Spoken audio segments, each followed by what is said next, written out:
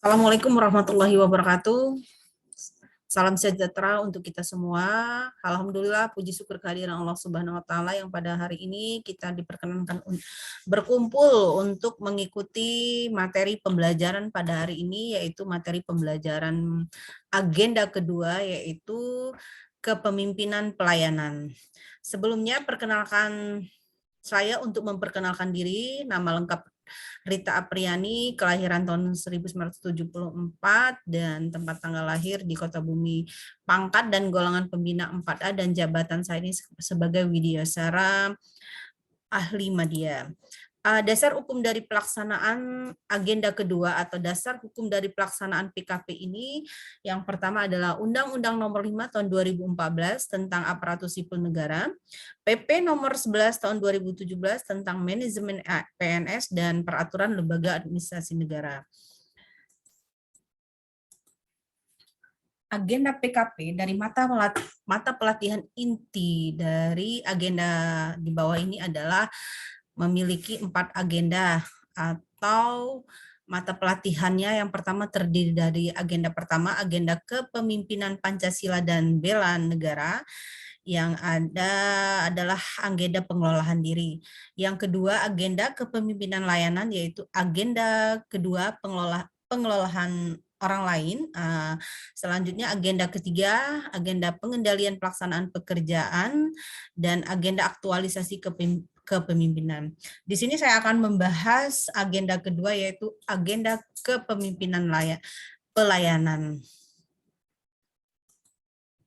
Kedudukan masing-masing mata pelatihan, sebelumnya saya akan menjelaskan di dalam kedudukan mata pelatihan dari kepemimpinan pelayanan ini terdapat beberapa pokok atau sub materi. Yang pertama adalah diagnosis kebutuhan organisasi, yang kedua berpikir kreatif dalam pelayanan, yang ketiga membangun tim efektif dalam new normal, dan kepemimpinan dalam pelaksanaan pekerjaan.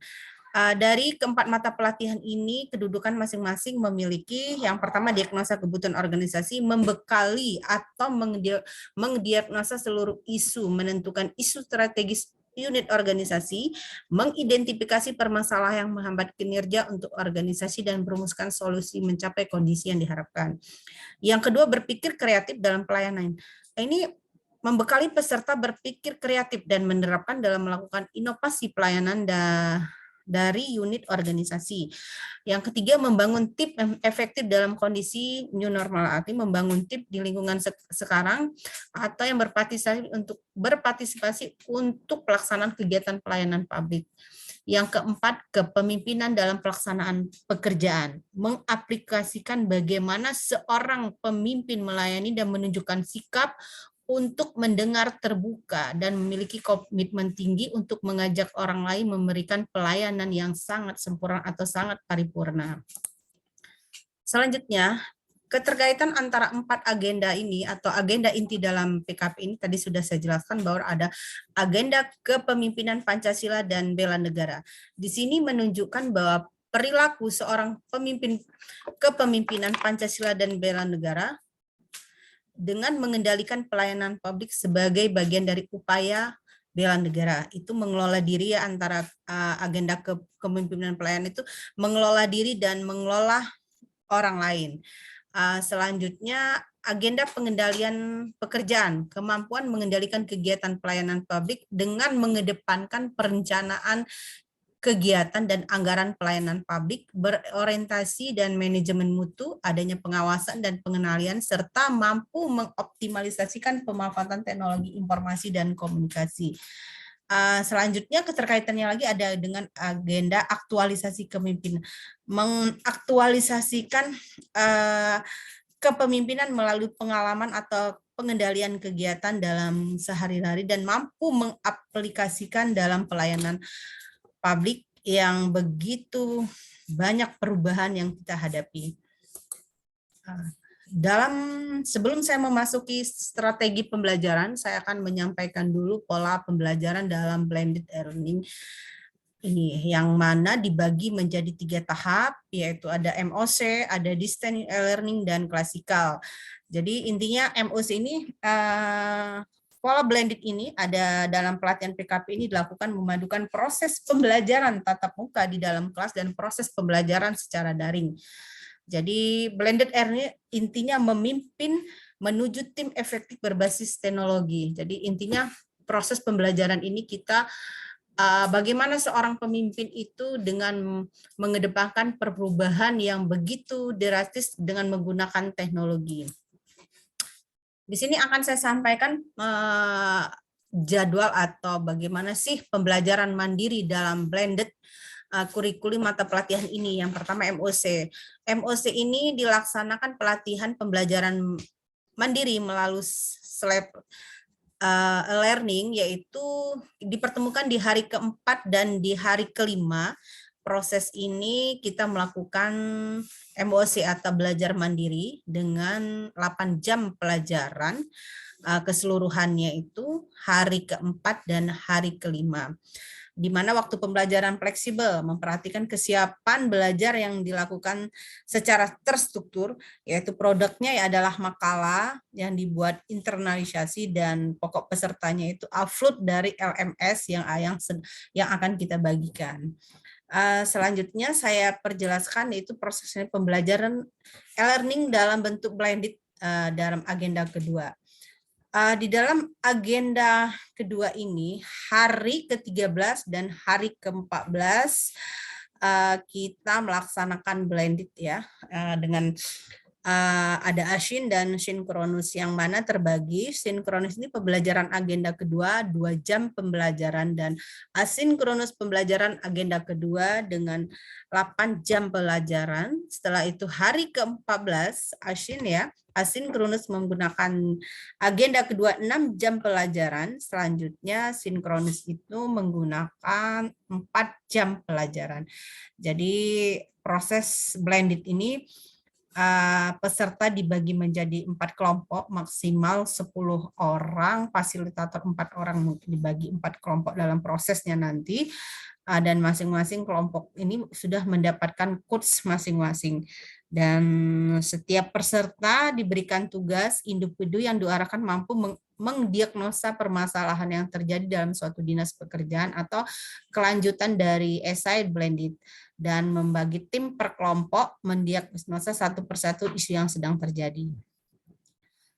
Kita lanjut, ini setelah 2 proses yang kita alami tadi, kita akan mengalami klasikal, pembelajaran klasikal tahap 1 dan tahap 2. Dan direncanakan klasikal ini dimulai dengan dipandu oleh 1WI ya, mungkin dimulai dengan ceramah berpikir kreatif dalam pelayanan. Hari ke-29 mendapatkan 3 jam pelajaran, dan hari ke-30 mendapatkan 12 jam pelajaran, dan hari ke-31 mendapatkan 5 jam pelajaran. Fokusnya pada kemampuan bagaimana peserta mengevaluasi dan menciptakan dan membangun internal antara peserta, dan bagaimana sih pembahasan agenda kedua yang begitu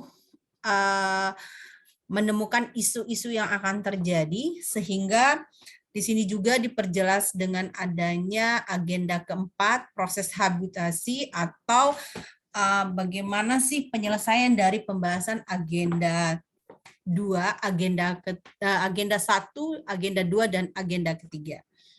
Selanjutnya, saya akan memasuki strategi pembelajaran. Kalau tadi kan bagaimana sih metode penyampaian pola blended, sekarang saya akan menggunakan strategi pembelajaran agenda 2 kepemimpinan pelayanan, yang mana yang pertama desain pembelajaran secara mandiri. Mungkin tahap ini dilakukan di hari keempat dan hari kelima, yang tadi sudah saya jelaskan, 10 jam pembelajaran ya. Mungkin tahap pembelajarannya ini mata pelatihan inti agenda kedua, mata pelatihan dasar dan mata pelatihan pilihan. Kita kan saya jelaskan sebelumnya, pertama tadi kita harus membedakan mana mata pelatihan inti dan mata pelatihan dasar dan mata pilihan. Karena ini kita mempelajari mata pelatihan inti di agenda kedua, jadi kegiatan belajar mengajar ini mempelajari mata pelatihan agenda kedua, mata latihan dasar dan mata pelatihan inti, mengerjakan kuis. Oke, saya selaku Widya Sarah melihat kuis peserta mencermati makalah sebagai bahan pembelajaran ya. Sebelumnya sudah pernah kita bagikan ya, makalah itu secara LMS. Di sini peserta bisa mengupload semua modul yang telah kita berikan. Setelah itu penugasan peserta mempelajari mata pelatihan baik inti, dasar maupun pilihan, membuat mind mapping rekaman suara atau video link di-upload di LMS, mengerjakan kuis, membuat makalah. Jadi metode yang kita kerjakan ini kerja mandiri, karena ini sudah kita kirim melalui link LMS, mereka mengerjakan mandiri. Mungkin modul-modul yang kita bagikan dan latihan-latihan kuis sudah ada di dalam modul. Selanjutnya, desain pembelajaran memasuki tahap blended. Yang saya sampaikan tadi hari ke-13 ya. Ini ada penggunaan sinkronus dan asinkronus. Di hari ke-13 pertama kita menggunakan blended, yaitu 2 jam pelajaran ya. Sebelumnya kita ketahui bahwa selaku fasilitator mengucapkan salam, memperkenalkan diri, menciptakan suasana kelas yang kondusif, dan menguraikan tujuan dari pembelajaran, indikator dari pembelajaran, diskriminasi dari materi. Peserta mendengarkan, merespon, dan menyimak apa yang kita sampaikan. Metodenya ceramah dan diskusi ya. Alat bantu, laptop, LCD, projector, mungkin sekedar kertas coret-coretan dikit dan waktu kurang lebih 20 menit. Yang kedua masih dalam proses hari ke-13, masih sinkronus, penyajian tahap 1 memberikan pengalaman, saling, dan ini ada tahap 1 dan tahap 2 ya, sama-sama ini mengungkapkan pengalaman yang pernah terjadi, sharing antara peserta dan fasilitator. Jadi saya selaku fasilitator menjelaskan teknik-teknik analisis ya, bagaimana pemilihan isu strategis dalam gagasan perubahan, keterkaitan isu strategis dengan diagnosa organisasi, prinsip-prinsip organisasi, penguasaan diri, risiko jika salah mendiagnosa, langkah-langkah, teknik-teknik analisis, dan lain sebagainya. Begitu juga peserta merespon setelah pelajaran sinkronus kita menyampaikan apa yang harus kita sampaikan pada hari itu, materi apa dan modul dari penguatan emosi yang pertama kita sampaikan. Selanjutnya masih kita memasuki hari ke-13, ada asinkronus ya, 8 jam pelajaran. Tetap ada penyajian 1 dan penyajian 2. Di sini kita memberikan penugasan kepada peserta secara individu maupun secara kelompok. Jadi dibagi tugas antara kelompok 1 dan kelompok 2. Peserta dibagi kurang lebih 5-6 orang atau dalam kelompok. Jadi saling diskusi dan kerja mandiri. Kalau individu mengerjakan mandiri, sedangkan diskusi kelompok kita secara kelompok.